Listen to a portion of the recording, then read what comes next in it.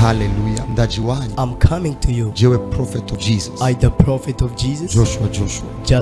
Kugira ngo nduzi sengesho. In order to make a prayer Kubw'umuntu wese. for every person Yahisemo. who has chosen Uburyo ubucanga ubundi. in this way or another way Gushigikira uno mugambi. to support this Wo plan kuzana amamiliyoni y'abantu. or bringing so many people to Jesus Christ. Uyu ni umugambi wagutse. It is a great plan Aho twizera cyane. where we believe the Lord Yuko jewe nawe. that I and you Nitwaba ibikoresho that vyiza. we're gonna be true vessels. Tuzozana abantu benshi. We're gonna carry so many people Kuri Yesu Kristo. to Jesus Christ. Uyu mugambi This project ufise ibintu bibiri. has gotten two things. Uri kurakora kw'isi. It is working on the earth. Icyambere. Number one, Abataramenya Yesu. those who did not know Jesus, Bamumenye. they may know him. Icya kabiri. Number two, Abamaze kumumenya. those who have known him, Bakomere muri they we. may be strong in him. Message yacu rero. Our message, Iya mbere. the first Ni one, ukubwira abantu icyo Yesu is to ari. talk to people who Jesus Icyo is, Yesu amaze. what Jesus is No value, kubereka ububi bwa shetani. and to show them the walls of the Kugira ngo devil, bave mu bibi. for to be taken from the Bahungire muri evils. Yesu Kristo. They're gonna be in Jesus Ariko Christ. kandi, But again, ni ukwerekanisha ubushobozi is to twahawe. manifest with power given Yuko Imana ikomeye. that God is so great, Maze ababibona and those who see bari it muri Kristo Yesu. are in Christ Jesus. Bakomere muri Yesu. They're gonna be strengthened in Bamenye Jesus. yuko They're gonna know ivyo bari kuronderera ahandi. what they should do. Look Yesu outside. arabifise ku bwabo. Jesus has gotten them for them. Kugira ngo bino bintu bikunde Now, for this to be possible, hasabwa inkomezi it z'abenshi. asks great energies of Ko people. hari aho dusabwa ivyuma. It asks for equipment. Hari aho dusabwa Sometimes amakamera. we are asked to use cameras. Hari aho dusabwa uburyo bwo kwidekoza. Sometimes we are asked a mean of transport. Umwe wese ahaherera Every person anywhere you're located, arashobora kugira icyo akora. you may have something to do. Ndashimiye rero umuntu wese I'm grateful to every person yaduterereye isengesho who support us with prayer. muri kino gikorane turimo mu In Kirundo. this crusade, we are in Kirundo Ndashimiye province. umuntu wese I'm grateful to every yaterereye person uburyo you supported muri with kino us gikorane turimo mu Kirundo. and with your man in this Kirundo. Icyo wakoze Everything you did, kiragukorera, it's gonna save you, kizokorera abana bawe, just save your descendants, abuzukuru n'abuzukuruza your bawe grandchildren, mu izina rya Yesu in Kristo. the name of Jesus Abantu Christ. bariko barakira, People are getting well, abantu bariko barakizwa, people are getting saved, abantu bariko barabohoka, people are getting imiryango delivered, iriko irahinduka. families are getting changed. Yesu Kristo Jesus ariko Christ aramamara. is being spread. Objectif yacu Our objective, tugomba dushike ku isi yose. we want to reach all over the world. Ubu turi mu Kirundo, Now we are in Kirundo vuba province, tuba turi Muyinga, soon to be to Muyinga tuzogenda province. Rutana, We are going to Rutana province, Gitega, to Gitega province, Makamba, Makamba tuzogenda province. Dubai, We are going to Dubai, Europe, Europe, n'ahandi hatandukanye. and all the rest places Icyo uri kurakora, where you are doing. uri kurakorera umwanya. You are serving the Lord. Ugomba nifashishe icete I'm about to help me with the Paulo letter yanditse Paul has written kugira ngo uvyumve for you to hear from it yuko bino bintu that these works, atari we wa mbere ubikoze, it is not you the first to do atari it. na jewe wa mbere It's ndabikorewe. not the first person to Hari do it. abandi bagiye barabikora There are those used to do so. kandi And na then Paulo yarabikorewe. even Paul did it. Nk'uteye ikirenge mu cya As a Paulo person who makes a foot kugira ngo benshi bamenye Kristo. in Paul's for people to know Wifuza Jesus. kuzozana abantu benshi kuri The Yesu person who kuruta wishes to bring so many people to Jesus more than broken. ni vyiza yuko It is nkoresha good to use uburorero bw'abandi bakoreye Imana. examples of all who saved the Lord. Icete Paulo yandikiye Abifilipi Philippians, muri aya majambo in these words, ndizera ko bakira isengesho ryawe. I believe you're gonna receive your prayer. Paulo na Timoteo From Paul and Timothy, abashumba ba Yesu servant of Jesus, n'abashumba ba Yesu are the servant of Jesus. turabandikiye abera bo muri Kristo Yesu b'i Filipi. To God's people in Philippi and union of Jesus Uyu Christ. munsi jewe ndarirungise rino jwi Today I send this voice kubera bo muri Kristo Yesu who was sent in Christ bo mu Jesus, muryango w'ababohowe in delivered family, n'abera bose bizera Kristo and all the saints they believe in Jesus, hamwe n'abazezwa shengero n'abakozi baryo. including the church leaders and the helpers. Ubuntu n'amahoro, May God our Father, ubuntu n'amahoro biva ku Mana Data wa twese no ku Mwami Yesu Kristo bibe muri mwebwe. may God our Father, the Lord Jesus Christ, give you grace and peace. Amahoro Peace n'ubuntu and grace. niryo sengesho ryanjye. This is my prayer. Mwakira amahoro, Receive peace. mwakira ubuntu. Receive grace. Navuze ngo mwakira amahoro, As I receive peace, mwakira ubuntu. receive grace. Umviriza igituma muyakira. Listen to me. The reason why Nshima Imana yanje uko ndabibutse kose, I thank God for you every time I think kandi of uko you. nsenze kose ndabasengera mwese nezerewe, Every time I pray for you, I pray with joy. kuko mwafatanije nanje gukwiza ubutumwa bwiza muhereye ku munsi wa mbere mugashitsa n'ubu.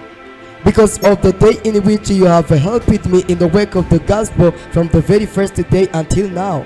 ubutumwa bwiza tuvuga good news that we speak, niba ushoboka ko tubushikana ngaha it is impossible to reach it iyo here tutari kuba turi kumwe namwe. if we could not join in with you. Ubutumwa bwiza turiko turavuga Now, good message you are speaking, nibwari gushoboka gushikira isi it yose should not reach all over the world. iyo media itari kubiri ngaha, When media team would not be iyo here, korale nayo itari kubiri when ngaha, choir would not be working, iyo nawe utari kubatanza uburyo when even you did not give your kugira ngo money mega zigugwe, for MPs to be bought. murabafatanya bikorwa natwe. You are partakers services with Imana us. izo kwibuka biwanyu May God remember yours kugira ibikorwa. for these services.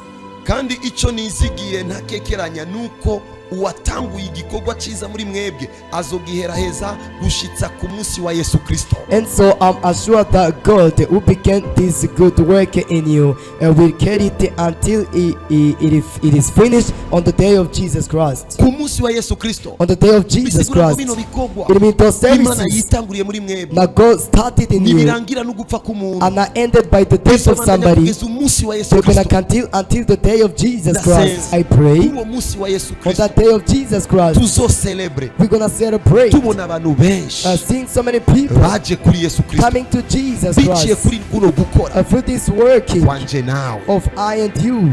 Nanje birambereye kubiyumvirako gutyo mwese kuko ndabafise mu mutima, kuko mu ngoyi zanje no mu kugwanira ubutumwa bwiza no kubutsimbataza mwese musangiye nanje ubuntu bw'Imana. You are always in my heart, and so it is only right for me to feel as I do about you, for you have all shared with me in this privilege that God has given me. Musangiye nanje You share with me kukwiza buno butumwa the privilege of God ego mu ntambara zitandukanye ducamo. in different battles you experience. Nimuzi izo mugwana, You don't know what you fight against. nimuzi ivyo mworoshe. You don't know what you bring Ariko uyu into munsi life. ndabibabwiye, Today I tell you, amasengesho yanyu, your prayers, ugukora kwanyu, your working, kwitanga kwanyu you're giving kuriko yourself kuranyorohereza are making easier to me gutwara ubutumwa to carry good news of God so far. As you're gonna continue, tuzoshikana benshi we're gonna kuri reach so many people to ijambo Jesus. ry'Imana rivuga The word of God says, abazoshikana benshi those who shall reach so many people in righteousness, bazokwaka they shall be brighter like the sky, ukwaka the kana umugabane stars. wanyu. Now brightness is your Ntanze heritage. gukwaka kana umugabane I wanyu. say brightness is your share. Imana niyo ntanze kwicabona cingene ndabagirire gishika mwese fisi imbabazi za Kristo Yesu. God is my witness that I tell you the truth when I say that my deep feeling for you all comes from the heart of Jesus Christ himself. I truly love you. Ndabakunda by'ukuri. Ndabakunda vy'ukuri. I truly love you. Ndabakunda vy'ukuri. I truly love you. Nama mfise isengesho buri munsi. I've gotten one prayer Nama mbwira Imana. telling God, Mana God, igihe wampamagaye as you called me, nari jenyine. I was alone. Aba bose All those people, wabambwiye. you did not tell Ariko me, umunsi wabampa. but as you gave them to Naciye me, mbona ubwizigirwa I bwawe. saw your Ko faithfulness, wanzaniye abantu beza that you bambere. carried to me first good persons. Ndasezerera. I pray now, Imana ibazanire beza may babashigikira mu God vyo give you mujejwe namwe. a good person to support you in what you are in charge of. Kandi icyo nsengera ni kugira ngo urukundo rwanyu rugwire rwongerekane mu bwenge no mu kumenya kose. I pray that your love will keep on growing more and more, together with true knowledge and perfect judgment. Murobanure ibidawana kugira ngo mugire imitima y'ukuri kandi nimubeko umugayo gushitsa ku munsi wa Kristo. So that you'll be able to choose what is the best. Then you will be free from all impurity and blame on the day of Christ. Mwuzuye ivyamwa vyo kugororoka biheshwa na Yesu Kristo ngo muheshe Imana icubahiro n'ishimwe. Your lives will be filled with truly good qualities with only Jesus Christ can produce for the glory and peace of God. Iyo niyo message. It is the message of the prophet. I wanted to use what Paul used, but indeed my heart rejoices. I see how people are getting delivered. I see how others' lives are being touched. I know that this service, it didn't happen because I've gotten experience.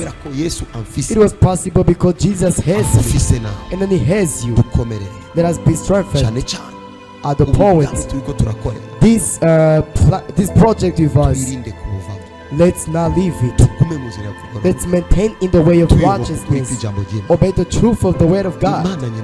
God of peace, ibagirire neza, be kind to you, ibagirire neza, be kind to you, ibaha amahoro, give you peace, ibakomeze, strengthens ibaha you, ubumenyi. giving you knowledge. Isengesho nasenze uyu The munsi prayer I made today ni isengesho rivuga ngo is a prayer which says, ubuntu bw'Imana the grace of God, tubeko let it upon us bidushobokere twese to be possible kumva ijwi to ry'Imana, hear from God's voice, kuriyoboka to obey no Him, kurihakaza. and to welcome Him Mu izina rya Yesu in the Kristo. name of Jesus. Amen. Amen. Shalom. Shalom.